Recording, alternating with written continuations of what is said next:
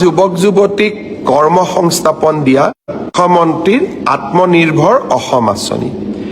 এই আঁচনিৰ জৰিয়তে আমি 2 লাখ যুৱকক 2 লাখ টকাৰ ঋণ আৰু অনুদান প্ৰদান কৰোঁ, যাৰ জৰিয়তে তেখেতসকলে জীৱন বাটত আগুৱাই যাবলৈ প্ৰেৰণা পায়।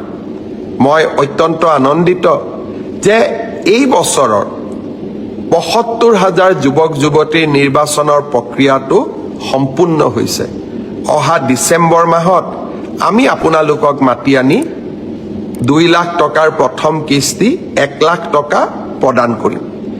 ইয়াৰ সমান্তৰালভাৱে যোৱাবাৰ আমি যি ২৫,০০০ যুৱক যুৱতীক 1 লাখ টকা দিছিলোঁ যোৱা বছৰত, তেওঁলোকে যদি এই 1 লাখ টকাটো ভালকৈ ব্যৱহাৰ কৰিছে, তেওঁলোকক দ্বিতীয় কিস্তিৰ 1 লাখ টকা দিবলৈও মই আপোনালোকক গুৱাহাটীলৈ আমন্ত্ৰণ জনাম। অৰ্থাৎ ৭৫,০০০ আৰু ২৫,০০০ 1 লাখ ল'ৰা ছোৱালীয়ে আত্মসংস্থাপনৰ সুযোগ পাব। লগে লগে আৰু 1 লাখ যুৱক যুৱতীক এই আঁচনিত আনিবৰ কাৰণে আমি নতুনকৈ বিজ্ঞাপনো দিয়া আৰম্ভ কৰিম।